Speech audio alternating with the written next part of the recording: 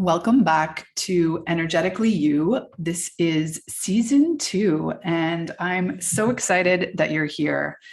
This episode is a little bit different. It's basically going to be a little bit of story time as to how I became a wellness and mindset coach. For those of you who don't know, my name is Megan Swan. I'm the founder of Megan Swan Wellness and the Sustainable Integrated Wellness Approach. I absolutely love helping women optimize their wellness through my 6 pillars of wellness. Ultimately, they become so much more confident from the inside out. They have magnetic energy when they prioritize themselves and their wellness. And optimal wellness is the place from which empowered decisions are made. And so that is a little bit of my story right there. My decisions got more and more empowered, more solid from a more grounded place, a more empowered place, a more clear-headed place as I took better and better care of myself. And that is the short version. So now I'm going to go all the way back to 15 years ago. I somewhat tongue-in-cheek say that my quote unquote gateway drug into the wellness industry was when I found yoga. And I actually found yoga a few years before that. I was still in my first marriage, living in Minneapolis, and a very dear friend of mine, Kathy Sipe, back then, sort of ironic, we would trade. She would come teach my ex-husband and I a private Ashtanga yoga class in our apartment on Saturdays or sometimes Sundays. And we would, in exchange for a very nice bottle of wine. So there's the irony. And I did that for a while, and that was really my introduction into yoga. So then kind of fast forward a couple years, and I'm now living for a very brief period on my brother's couch in Toronto as I'm getting my feet situated again after leaving my marriage. And I quickly found another studio. Now, I had been from Minneapolis. I went with the ex-husband to live in Houston, and Houston is a very humid and warm climate. Therefore, coming to move to Toronto, I believe it was in October when I arrived, it was very cold, and to kind of like gently instill myself again into Canadian climate, I signed up for a hot yoga studio that was around the corner from the apartment that I eventually found. And that was just my absolute, that was my self-care. That was my therapy. That was my detox. That was, one of the ways that I really kind of pampered myself. It wasn't like an exorbitantly expensive studio, but it was, I hadn't paid for yoga before. And it was a really cool place. It had a vibe. And so that's really my first chapter was yoga. So then I found, fast forward maybe a year or two, and I'm in a different apartment and a different side of town, and no longer close proximity to the same hot yoga brand. And so I found another studio called Downward Dog. It's still there. And I fell in love with that place as well. And that became sort of, I wouldn't have had the awareness at the time, but it was very much this community, this sort of like home away from home, this place I felt at ease. You would arrive off of Queen Street, which has, streetcars and lots of traffic and bikes and noise. And you would open the door and there'd be like this wafting smell of incense and, Indian carpets. And you immediately had to drop your shoes or your boots or whatever at the door and the first floor. And then you'd walk up these stairs and there was like all this nice light, and it was always nice and warm. And there was, wood flooring and just not a silence, but a whole other frequency. And I really fell in love with that place. And so I was taking classes there for, I honestly don't remember, but I feel like it was probably at least a year where I would basically try and hit a Thursday class and then 2 to 4 classes on the weekends. I would do back-to-back Saturday and or Sunday, all depending on my partying life at the time. And one day, my favorite teacher, Diane Bruni, I've had her daughter on the podcast, Catherine Bruni Young, and that she was my favorite teacher. I loved her classes. I loved that she kind of like taught outside the box, if you will. And she always really focused on kind of a beginner's mindset. So you either loved or hated her classes because she would make us do like some very basic things like be in downward dog for, 15 minutes. There would be like very subtle ways that she would be shifting what we were focusing on or doing, but it was all about going inside and really focusing on your thought process as you're kind of like suffering through something, or just the minute changes in your body. If you put like a tiny bit more pressure on, your pinky toe versus your big toe, and like, how can you feel that resonating throughout the foot, throughout the leg, up into the groin and the pelvic floor, and just that kind of awareness that you can build if you really just slow down and do the most simple things. When the Ashtanga practice is, Vinyasa flow at least is very active, and it tends to attract people like me and like the type A people that like, cardio essentially, but in a yoga class. And I liked those classes as well, but I really liked these classes. And then eventually she brought a drummer in as well. Long story short, I was just, fascinated by her and just, saw her as this sort of like mother energy and spirit in my life. And one day, I believe it was a Saturday, not positive about that, she announced at the end of the normal class that I went to hers that they were starting a teacher training, an intensive. So it was going to be 13 weeks doing level 1 and level 2.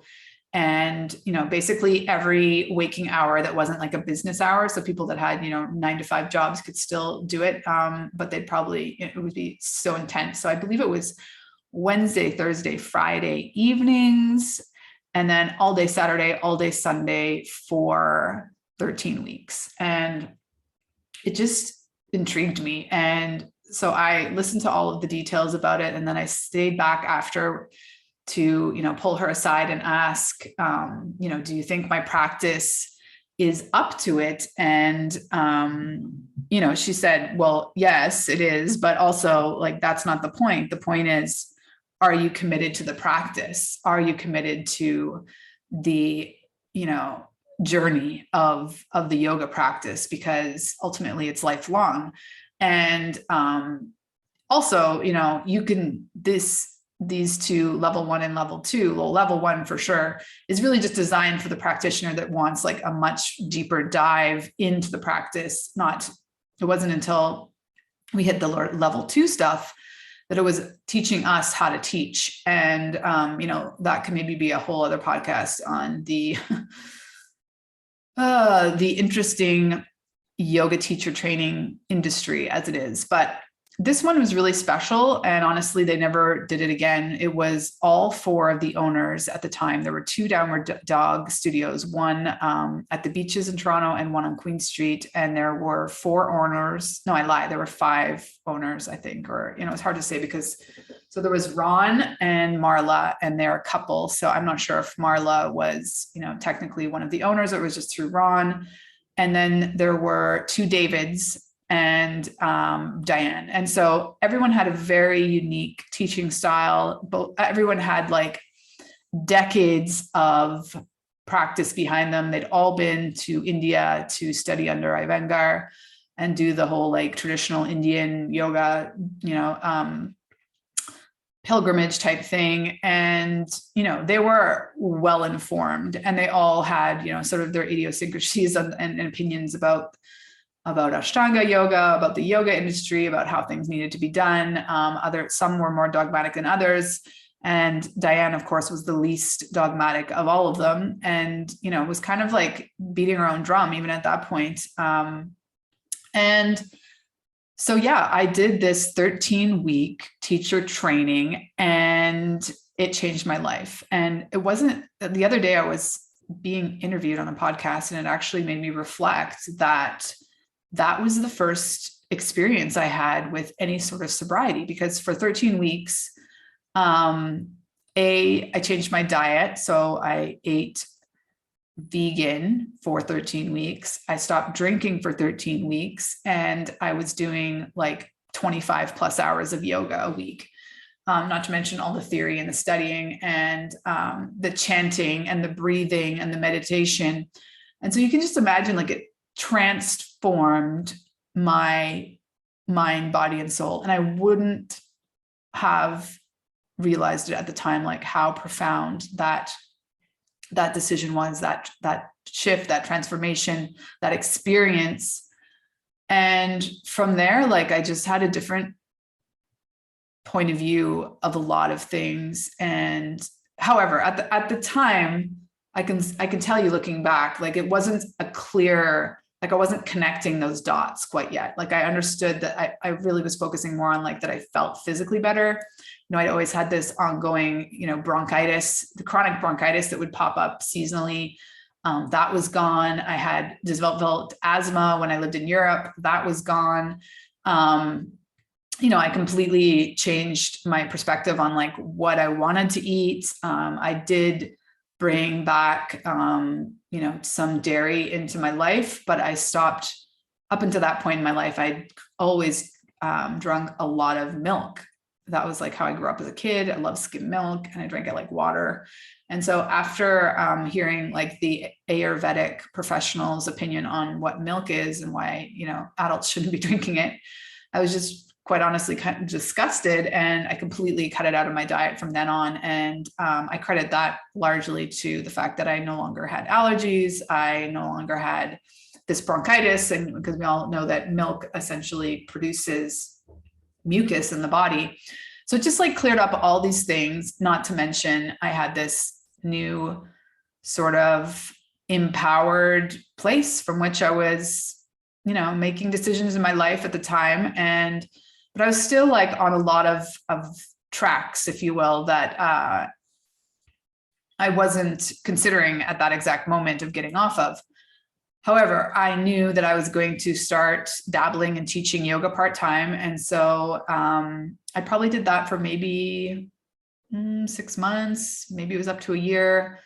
But the next huge catalyst in my life was that I was so excited to get this potential assistance job for Stephen Lewis. And I got shortlisted from 650 applicants, and there was only 3 of us left. And ultimately I didn't get it because the girl, Christine, who I had multiple interviews with, she's like, Megan, I can see who you are. And I just know you're not going to be happy booking his travel for years. Like, this position there's no room for growth. You're not going to be promoted. And I knew that she was right, but I still, like, saw it as this sort of, like, giant green door that I wanted to walk through, and it became this red door. And it kind of spun me a little bit more into, I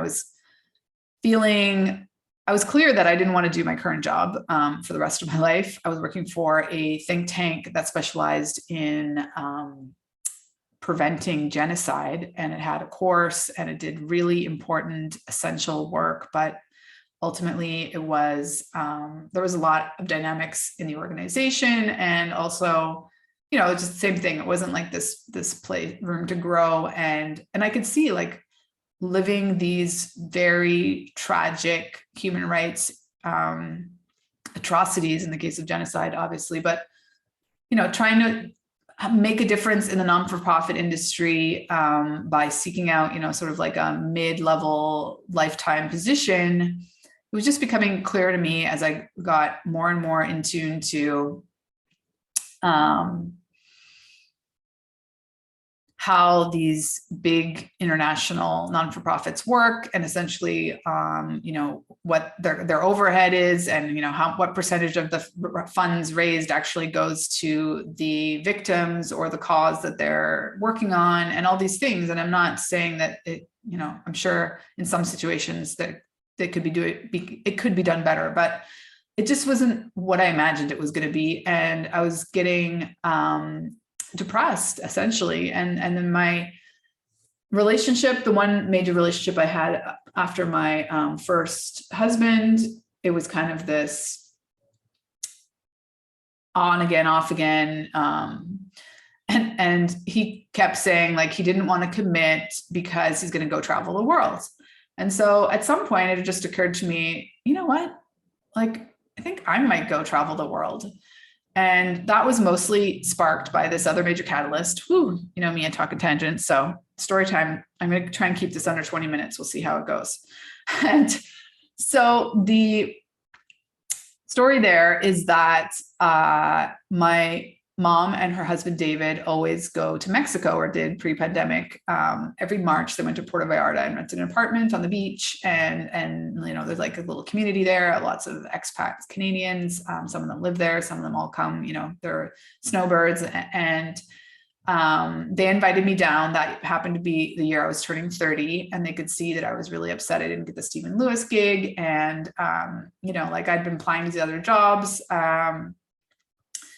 And, I just needed like a refresher to celebrate my birthday kind of thing. That was the intention. So they invited me down. I stayed with them for a week. And I can tell you now, looking back as a much more enlightened and mature adult, that at that point, I was still very much, acting like a spoiled brat in adolescence, in terms of my relationship with my mom, in terms of not really just appreciating like how kind it was to have me down there. I essentially just thought that I didn't, I just acted, basically did whatever I wanted, didn't necessarily, check in with them every day. And what I was not a gracious guest by any means. And looking back, I was very unhappy. I was full on an alcoholic at that point still. And I just didn't have a lot of clarity and didn't feel good about myself.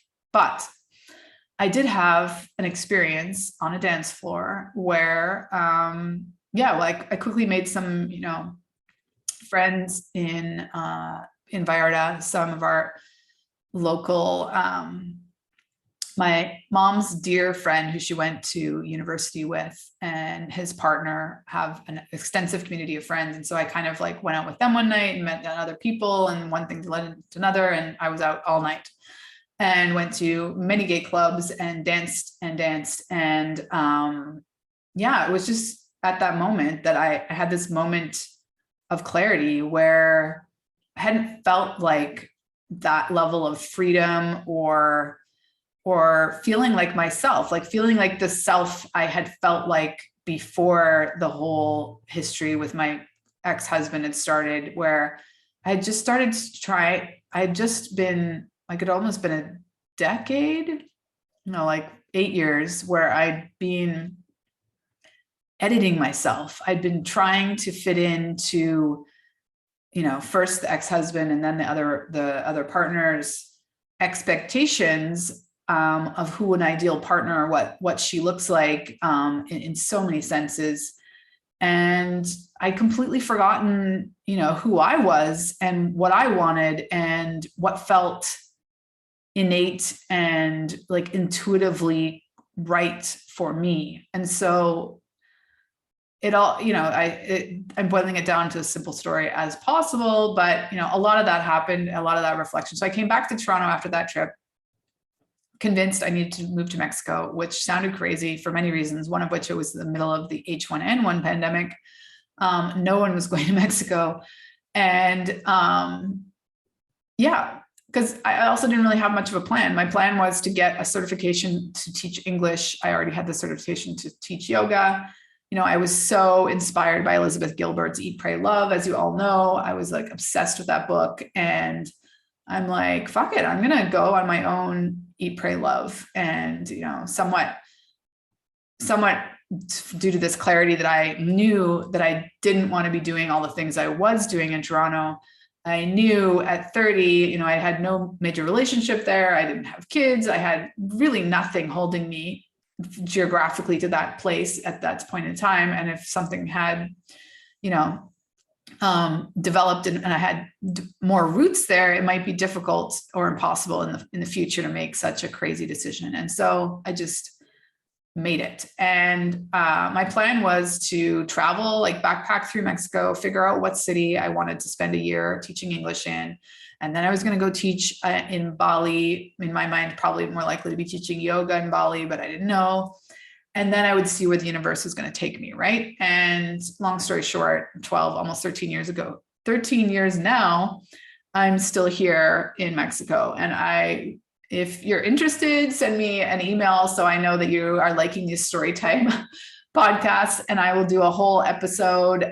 It's essentially the first 2-3 chapters of my book that I'm writing on how I met my husband and, why I ended up here in Tuxtla Gutierrez, Chiapas, that whole story.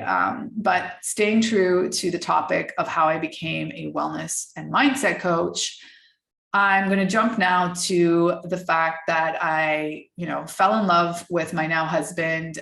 He invited me to move in with him after I'd been teaching English here for 2 years. And I knew, teaching English was always like this way to travel placeholder thing. I do love working with kids, but I much prefer teaching them yoga than teaching them English, to be quite honest.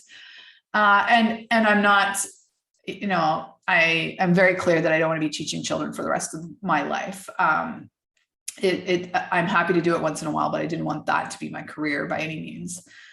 So I went with the idea of opening my own yoga studio. And here in Tuxtla at the time, like this is 10 years ago now, there really was very little in the ways of, and healthy places to eat or little organic stores or yoga studios, like there were very, very few things happening. Now, thank goodness that's quite different. There are multiple options and many teachers here. But at the time, I was probably one of a half dozen yoga teachers, even in the city, or certainly like with their own studio. I think there were like a couple other studios, but none were like, sort of my project in that, I rented a really nice space and, I had a website, I had a consistent schedule. I was doing all the classes. I was also the only person teaching Ashtanga yoga and certainly like a flow class. So I called it Seba Yoga. My husband came up with the name. Seba is the Mayan tree of life, and it's spelt CEIBA. Just a couple of years ago, actually, I finally let the domain name go. It's kind of funny how like now as an entrepreneur, my websites became these sort of like journal entries. I just didn't want to delete the website, but it became silly to, for years I paid for the website when I was no longer had the business per se. So I believe that's about 2011, end of 2011, that I opened my first yoga studio here in the city. And I taught yoga and had that brand, if you will, of Seba Yoga for 5 years, since 2016. Now I opened the studio, and then a year and a half later, I got pregnant with Jasper, and I taught until I taught until I was 8 months pregnant. And then I had to close the studio because even though I had tried to find someone to like teach with me, I never really found someone that I had a good enough vibe with or trusted, to like give keys to my studio to or anything like that. So I was teaching 25 hours a week, and it was intense. And obviously at the 8-month of pregnancy mark, I was teaching, not as physically, but still teaching. And so I closed the studio, and then I reopened it later closer to my home to make it easier to just teach when I could, with Jasper being a baby. and under the same name. And I had one of our favorite graffiti artists here painted me the outside of it. It was so cool. This, like geisha, mandalas. It was so cool. I have to look for a good picture of it. And the problem is, has this ever happened to any of you where you like were in love with a filter way back when? And so all of your pictures were with a given filter that, just does not look natural. Anyway, I taught there until I got pregnant with Tiago. And then same thing, I shut down the studio. And I had a couple of clients at that point where, after maybe 6 months, Tiago was 4 months or something old. They're like, oh, what about, when are you opening your studio? When are you opening a studio again? And I said, oh, I don't know. Like I was always, all of my studios, like I basically just made enough money. I made a tiny bit of money. I made money to pay the rent. So it was like this, I made enough money to make it make sense for me, because it was important for me to have this thing to do that I love to do. And, but the rent here where I live is just relatively expensive to how much you could charge for a yoga class. So my clients will like, come to my house, so I started teaching for these wealthier clients that had beautiful gardens and backyard pools. And, they would invite a group of, let's say, 4 women, and I would teach a class 3 or 4 times a week at their house.